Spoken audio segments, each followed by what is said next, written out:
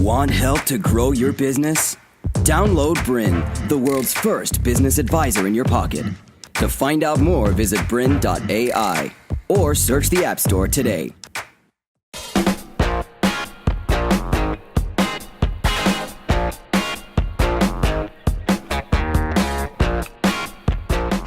Welcome to the Young Entrepreneur Show, where we meet exceptional young people doing amazing things in business. Today we're talking to Ben Burton, who has started multiple businesses at the tender age of 25. So we're talking how to spot a business opportunity and make it happen. Welcome, Ben. Thank you. How are you? Good, thank you. So when you first told me you're a serial entrepreneur, I thought, he's 25. How many businesses can this guy have already had? How many have you had? 4. 4 already? 4, yes. Okay, so how old were you when you had the first one? Let's start there. 21. Yeah. And that was a coffee van. So yep. I bought a Kombi out of a paddock down here in Sydney. Mm-hmm. And I drove it up and then put a new motor in it and got it registered, got it on the road and fitted it out with a coffee van. Okay, so do you like coffee or? I was working in hospitality beforehand, so yeah. My brother's wife, she was ranked 6th in the world as a barista, and she trained me up. And good trainer. She helped me with a lot of stuff, how to set it up, and basically did it all in the driveway. And then at the exact time that the big bypass was going through Coffs Harbour, I was driving out there at 4 a.m. every morning selling coffee to the road workers. So how far was that drive? it was about 45 minutes. Yeah. And in a Kombi, pitch black, like all on 6-volt running gear, so I had horrible headlights. But music going? Nope. No? No music. What? I did it on a budget. Okay. CDFO's not in the budget, so. So that would have actually cost a bit to fit out, though. Like, how did you get that initial money to yes fit and it no. out? Okay. Okay. I guess doing it all myself saved a lot of money, and also things like generators, bought it secondhand, rebuilt the generator, fitted it in. We saved probably 10 grand there. So it wasn't overly expensive to set up. I think a lot of the things I can do myself, a lot of the body work and a lot of the fabrication stuff. So that was it was a great business until the generator blew up eventually, and it was going to be another 10 grand. So okay, but so can I ask what was the initial investment to set up that business? So I bought the van for 6, and then spent another probably 8 doing the rest of it. Mm-hmm. And probably saved yourself. Yeah, how much? and then I we got quoted for a generator. It was 20 grand by itself. Mm-hmm. We ended up buying one 1,500 and pulling it apart and making it work for the application. And whose way is this? Family members helping? My brother, yeah. myself, and his wife's father. Okay. Yeah, and so that was great. So we just did late nights on the driveway and had it up on jack stands and making the generator work, and yep. it was good. It was like I learned heaps from it. What was the business called, that one? Rustic Bean Espresso. Rustic Bean Espresso. Yeah, because the van we left it all like the original patina on it. It was bought out of a paddock. Yep. And and it had like 9 seats. It was an original like family mover Kombi. And we pulled all the seats out of it, but left the outside of it all looking, and just clear coated the patina and lowered it. Yep. Which is a horrible idea, because when you lower something and then put 200 kilos worth of gear in it on top, goes lower. It was very painful to drive. But okay. No seat belts. It was it was great. Yeah. Okay, so you're 21. You've got the coffee kitted out. You've spotted an opportunity. Yep. Like, was that literally why you started this business? You went, that bypass is going to need coffee. Yeah, and I loved old cars, and I'd had a couple of Beetles leading up to, and I was working in hospitality, and I thought, this could be a great idea.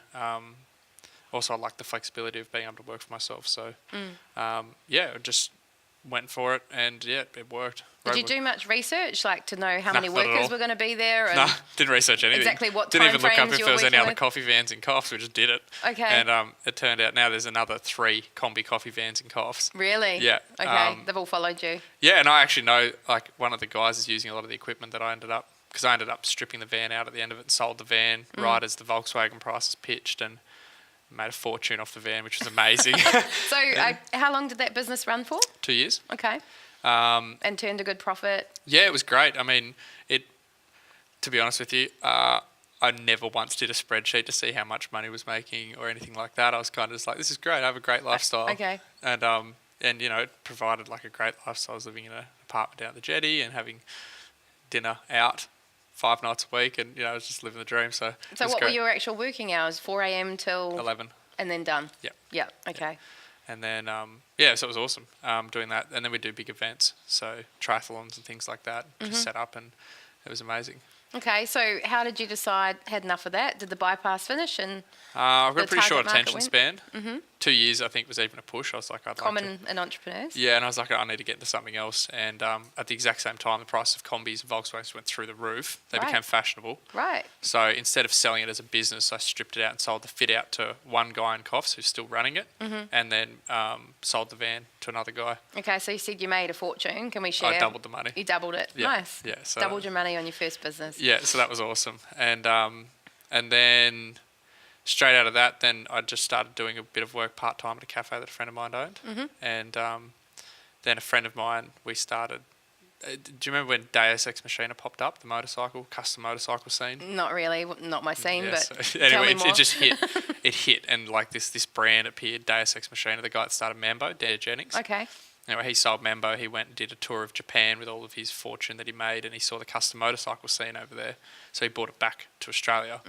And he met a guy that had a motorcycle shop, and they basically collaborated. He's like, I know how to build a brand. You know how to build bikes. Let's make it let's make it a business. And anyway, it took off, and we're like, this is cool. And so I always need something to tinker with. So while I had been doing the coffee van, I'd bought a motorcycle from the wreckers for $200. And over the last 2 years, I'd rebuilt it into this crazy salt flat racer. And anyway, it's no longer with us. The motorbike. Yeah. Okay. It's a great story, but Was that the one you were telling out the back earlier? No, nothing no, related to that. I was riding it through Byron. It caught fire while I was riding it, and Oh my gosh. yeah, jumped off, hit the ground, exploded. Very dramatic. Oh my gosh. So you're a stuntman as well. No, anyway, We it was were it that was a day. bad time. So, but anyway, we started. He was one of my friends from school, was a fabricator, and I love designing things. So anyway, we started building them and selling them, and I was just doing 2 days at a cafe and doing that for 3 days a week. Okay, so this is business number 2. Yep. Did you give this business a name, or this was just tinkering with motorbikes? Yeah, we called it Foster and Gun. Foster and Gun. There's some Okay. shirts made. We're giving away with the bikes. And we Okay. started getting people from Byron driving their bikes down, and from Sydney, and it was awesome. Like, it was really cool. Yep. And we just, we're horrible at the business side of things. We're just like, yeah, this will do. Give us that much, and then we'd just go for it. And so we'd just spend. He had a full-time job, so we'd spend all night out at the fabrication shop building them, and I ended up meeting all these great people in the automotive industry who could, make us these amazing leather seats and do all the other paint jobs and things like that. And You must have felt like you were on that show. Was that Pimp My Ride or something? yeah, it was pretty. We did the craziest. Motorbikes. Yeah, building posties and things like that. It was so fun. And then I moved to Byron. Okay. So we kind of split ways because I was moving to Byron. So I took my white one with me out of 11. We had a collection of 11 of them. I took one. And then as soon as I got to Byron, I thought, I don't want to go into hospitality. I was like, I love selling. I was like, I want to go into real estate. I think I could be good at real estate. I'll give it a crack. And how old are you at this point? 23. Okay. Yep. Yep. And yeah, so I moved to Byron. I went for a job in real estate, and I went to the interview. Halfway through the interview, I'm like, I don't even like houses. Like, houses are boring. I want to sell cars. Okay. And so I went and... But it took a job interview to make you to come Yeah, to that like halfway realisation. through, I'm like, oh, no, I don't want to do this. And what even were you struggling with the idea of working for someone else? If you Yep. had all that freedom? Yeah, And and also just the suit and tie, 9 to 5. I was like, no, I don't want to do it. I just don't want to do it. So what I bought and sold a lot of cars as well. And I love cars. Like, it's like an addiction. And... sounds anyway. like anything automotive. Yeah. Oh, seriously, cars just kill me. Like, I spend too many times looking for cars. And in all of my dealings on like car sales, Gumtree, things like that, I'd seen that there's a lot of $100,000 to $500,000 cars that are privately owned. That the owners are too busy to sell them. So how could you tell that from looking at a listing? Well, because they're parked in an underground car park, and they've snapped one photo on their it's a on their crap photo. iPhone, and it saes good condition. I'm like, it's a Ferrari 458. Like, that thing deserves to be parked in your lounge room. And basic copywriting, I presume, where Yeah, you could yeah. have really Yeah, cranked it yeah. up. It's so I contacted one of my friends. I was like, I have this idea. I was like, I need you to build me a website for $100. So this is my huge outlay to start this business, Okay. $100. $100 website, yep. Anyway, so I basically wrote out scripts and follow-up emails, and he built this website, and I got another friend of mine to make a little video, and I was just going through the big classified sites and cold calling these people. And it just turned into online real estate for prestige cars. Just call them up, tell them I can do a better job than them. Basically, they'd pay me a marketing fee up front to sit down and do all the marketing. And it was only, I think it was $250 when I first started it. And then, as opposed to any contract, I was like, there's no barriers to entry. These people are wealthy because they're smart. And if I get them to agree to 2% now. And just on that, when you hit them up, they are smart and they don't want to suffer. They're so they won't savvy, suffer yeah, fools. yeah. So how did they receive a call from a 23-year-old? Were they a little bit sceptical, reluctant to start with? My script was pretty clever because I'd start by getting them on the right foot, inquiring about their car. Okay. So you're selling Ferrari 458 on cars? I was like, yeah, I am. That's already on a positive note. Oh, why are you selling a blah, blah? At the end of it, it was kind of like, look, I've got a company selling prestige cars. It's private. It's on consignment, except you keep the car. I'm not asking for you to make a decision now. I just want to send you through a follow-up email. And I'll call you back at the end of the week. And so they'd say, fine. Yeah. Yeah. For them, they just give me their email address. I send them through. It has a little conversion video in it, and then it goes up, sends to the website. About 4 or 5 days later, I call up, and it'll be a yes or no conversation. And that was... And what was your conversion rate? Pretty high, I'm thinking. Yeah, it was probably... So 20 phone calls, 15 would answer. From that, 12 follow-up emails, and then normally 2 or 3. Okay. So it's good. Yeah. But instead of a commission structure, this is kind of, I think, why it worked so well was because I said, look, at the end of the day, I said, I'm called. To continue enjoying this presentation, download Bryn, the world's first business advisor in your pocket. To find out more, visit bryn.ai or search the App Store today.